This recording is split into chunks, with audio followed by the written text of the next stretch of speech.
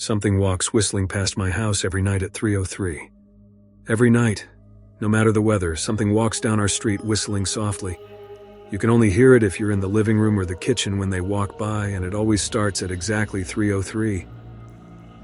The sound starts faint, somewhere near the beginning of the lane near the Carson place. We're towards the middle of the street, so the whistling moves past us before fading away in the direction of the cul-de-sac. When I was younger, my sister and I would sneak into the kitchen some nights to listen. Mom and Dad didn't like that, and we'd catch hell if they found us out there, but they were never too hard on us since we always stuck to the one big rule. Don't try to look at whatever was whistling. My neighborhood is a funny place. I've lived here since I was 6 and I love it. The houses are small but well kept, good-sized yards, plenty of places to roam. There are a lot of other kids here my age. I turned 13 back in October. We grew up together and would always play 4 squares in the cul-de-sac or roam around from back porch to back porch in the summer. This was a good place to grow up. I'm old enough to see it. And there's only 2 strange things here, the night whistling and the good luck. The whistling never bothered me much. Like I said, I couldn't even hear it from my bedroom. But Mom and Dad don't like talking about it, so I've stopped asking questions. My dad is a strong guy, tall and calm. He has an accent since he moved to the US as a kid. His family, my grandparents, they're from the islands. That's what they call it, my dad. The only time he isn't so calm is if the whistler comes up. He talks a little quicker, then eyes move faster, and he tells us not to think about it so much and to always remember the one rule. The big rule, don't try to look outside when the whistler goes past. Not that we could look even if we wanted. See, there are shutters on the inside of every window. Thick pieces of heavy canvas that pull down from the top and latch to the bottom of the window frame. Each latch even has a small lock, about the size of what you'd find on a diary. My dad locks those shutters every night before we all go to bed and keeps the key in his room. My mom, I don't know what she thinks about the whistling. I've seen her out in the living room before at 3:03 when the sound starts. I could see her if I cracked my door open just an inch to peek. She's not out there often. At least I haven't caught her much. But once or twice a month, I think she sits out there on our big red couch, just listening. The whistler has the same tune every night. It's cheerful. Remember how I said there are 2 odd things about where I live? Well, besides our night whistler, everyone in my neighborhood is really lucky. It's hard to explain, and Dad doesn't like us talking about this part much, either. But good things just seem to happen to people around here a lot. Usually, it's small things like winning a radio contest or getting an unexpected promotion at work, or finding some arrowheads buried in the yard. You know, the authentic kind. The weather is pretty good and there's no crime and everybody's gardens bloom extra bright in the fall. A million little blessings, I've heard my mom say about living here. But the main reason we stay here, why we moved here in the first place, is my sister Nola. She was born very sick, something with her lungs. We couldn't even bring her home when she was born, only visit her in the hospital. She was so small, I remember, small even compared to the other babies. A machine had to breathe for her. We moved into our house here to be closer to the hospital. As soon as we moved here, Nola started getting better. The doctors couldn't figure it out. They chalked it up to whatever they were doing, but we all could tell they were confused. But my parents knew, even I knew. Nola getting better was just another of the million little blessings we got for living in our neighborhood. So that's why we stayed even after we found out that. For every small miracle that happens here every day, now and then, some bad things happen. But they only happen if you look for the whistler. See, our neighborhood has a welcoming committee. They show up with macaroni casserole and a gift basket and a manila folder whenever someone new moves in. They're very friendly. 4 people showed up when we moved in 7 years ago. The committee made small talk, gave me a Snickers bar, and took turns holding Nola. It was her first week out of the hospital, so they were extra careful. Then the committee asked to speak to my parents in private, so I was sent to my room where I still managed to hear nearly every word. The welcoming committee told my parents about how nice the neighborhood was, really exceptionally, hard to explain kind of nice. And then they told my parents about the even harder to explain whistling that happened every morning at 3:03 and ended at the tick of 3:05. The group, our new neighbors, warned my parents that the whistling was quiet, would never harm or hurt us, as long as we didn't look for what was making the sound. This part they stressed. and I pushed my ear into the door, straining to hear them. People who went looking for the whistler had their luck change, sometimes tragically. A black cloud would hang over anyone that looked. Anything that could go wrong would. The manila envelope the committee brought over contained newspaper clippings, stories about car crashes and ruined lives, public deaths and freak accidents. Not everyone dies, I heard the head of the committee tell my dad. But the life goes out of them. Even if they live, there's no light in them ever again, no presence. My mom, I could tell she wasn't taking it seriously. She kept asking if this was some prank they'd play on new neighbors. At one point, my mom got angry, accused the committee of trying to scare us out of our new home, asked them if they were racist on account of my dad being from the islands. My dad calmed her down, told her he could tell our new neighbors were sincere and they were just trying to help us. He explained that he grew up hearing these kinds of stories from his mom, and that he knew there were strange things that walked among us. Some of those strange things were good, and some were bad, but most were just different. After the committee left, Dad went out to the hardware store, bought the canvas blinds, the latches, and the locks, and installed them on every window in the house after dinner. That first night in our new house, I crept out of my room at 3 a.m. only to find my dad awake sitting on the living room couch, holding my baby sister. My dad held up his finger in a shh motion but patted the couch next to him. I sat and we waited. At exactly 3:03 we heard the whistling.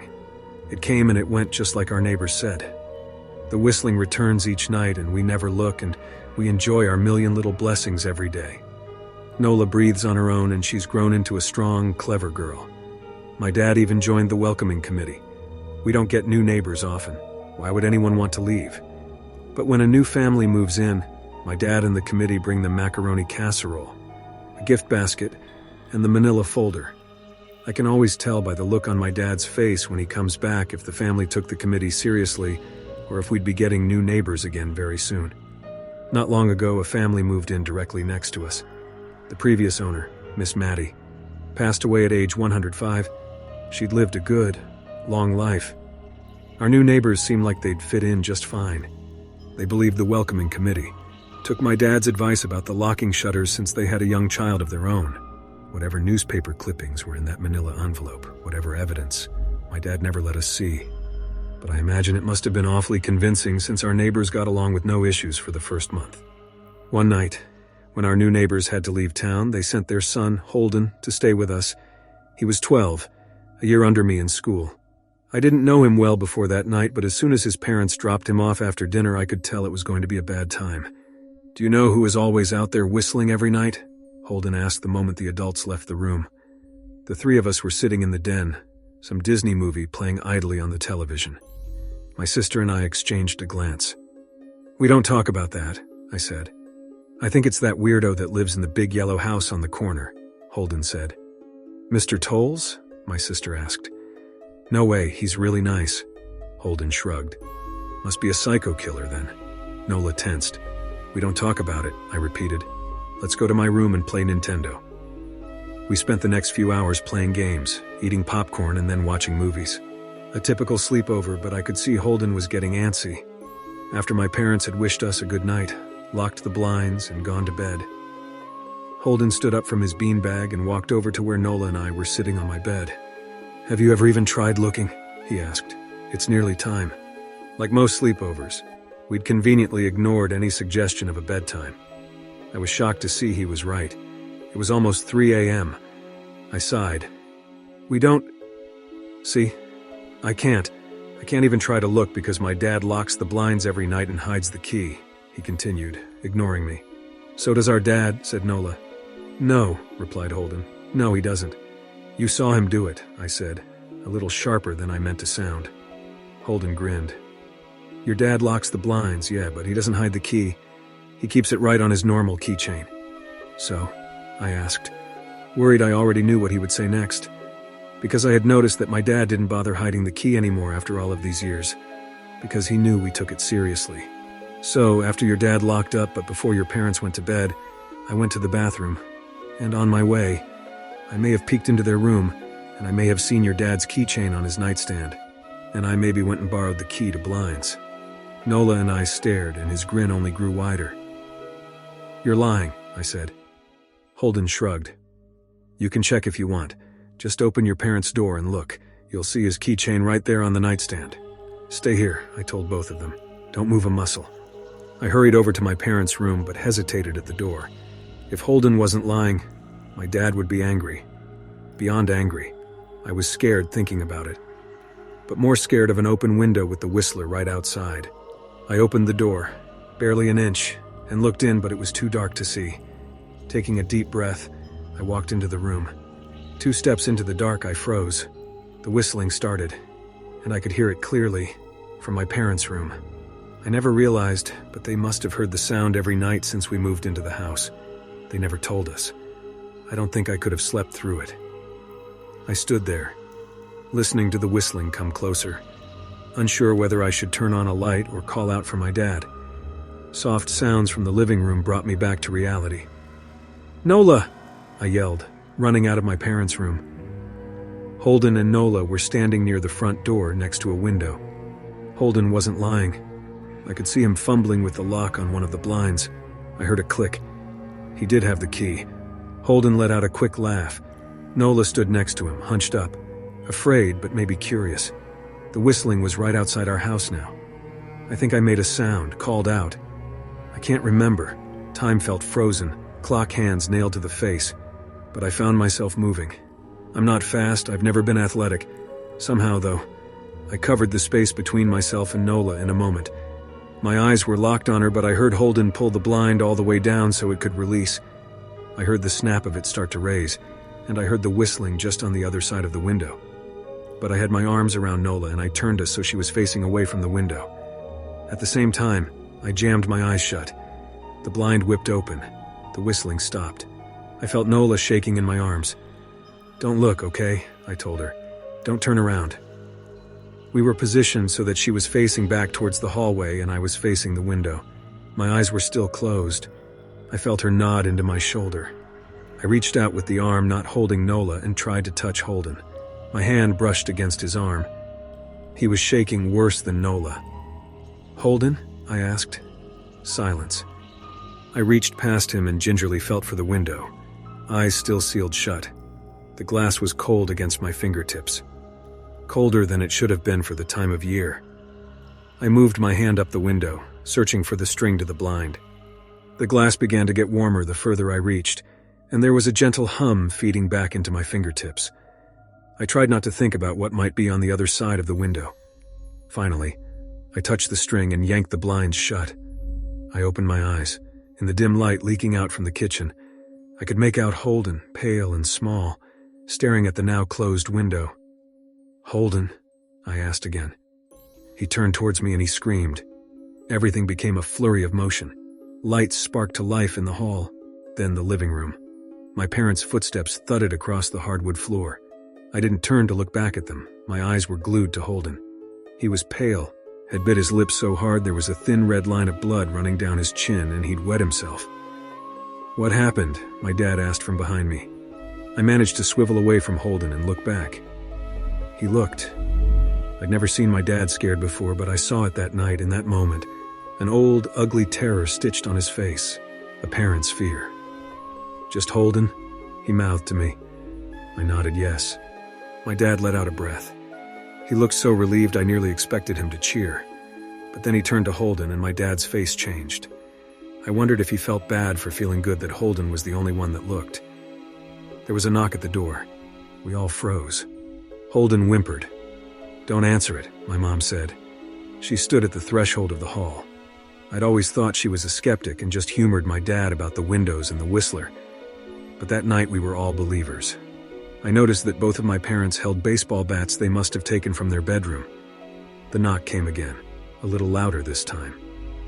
"Please don't open the door," Holden whispered. My dad walked over to him, hugged him close. "We won't," my dad promised, still holding his bat.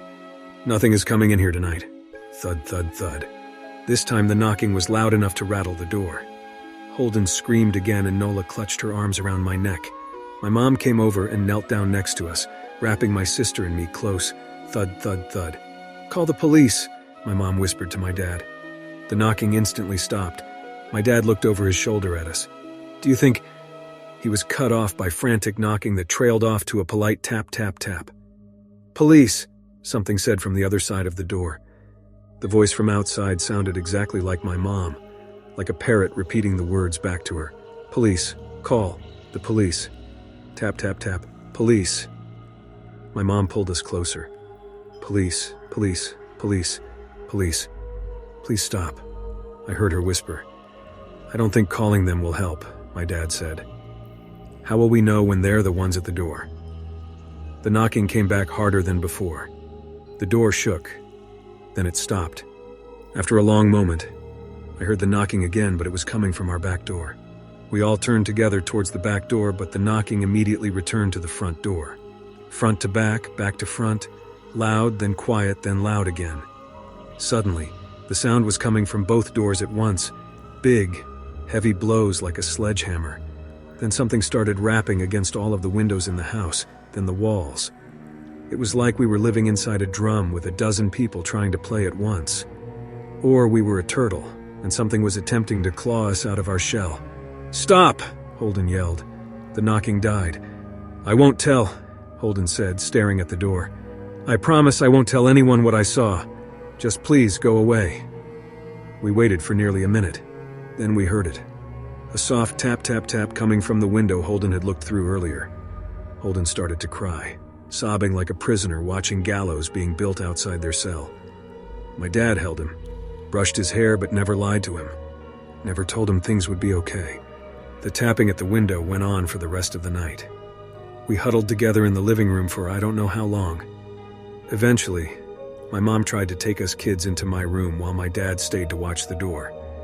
But the second we moved into my bedroom, the knocking came back, so loud it was possible to ignore. I was afraid the door couldn't take it. We went back to the living room and the knocking stopped. Only the tap, tap, tap on the window remained. None of us slept that night. The tapping stopped around 7 a.m. That's about the time the sun comes up here. We waited another 2 hours before my dad opened the blinds from one window. He made us all go back to my parents' bedroom first. I heard him open the door, then come back in. "Okay," he told us. "It's done." Holden's parents came back around lunchtime. My mom and dad walked Holden over to his house, and they all went inside for quite a while. Nola and I watched from the window. She stuck to me the whole day, right at my side, sometimes holding my hand. When my parents came back, they looked grim but wouldn't tell us what they said to Holden's family. It was a Sunday, so we all spent the day together. Ordered pizza and watched movies. That night, everyone slept in my room. Nola and my mom in the bed with me. My dad in a chair he'd pulled over. There was no knocking that night or any night since. We didn't see much of Holden or his parents for the rest of that week, but by Thursday there was a moving truck in their driveway. Nola and I watched them packing up the whole afternoon after school. What sticks with me most is how tired Holden and his parents looked. All three had the same pallor, grim mouths and lightless eyes. Even from across the street I could tell something was very wrong. Holden and his family were gone before sunset.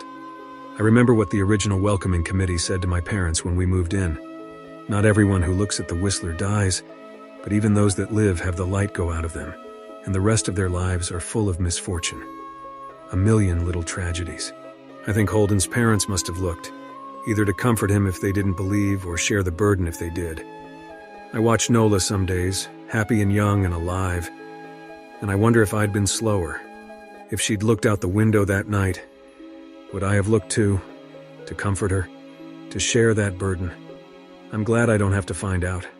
We still live in that house, in that neighborhood. We still hear our Whistler walking past every night. The blessings, the luck, the good things here are too good to leave, but we're careful. We don't have friends over to spend the night anymore, and my dad hides the key to the blinds very, very well. Not that I've gone looking. Some things you just don't need to look for.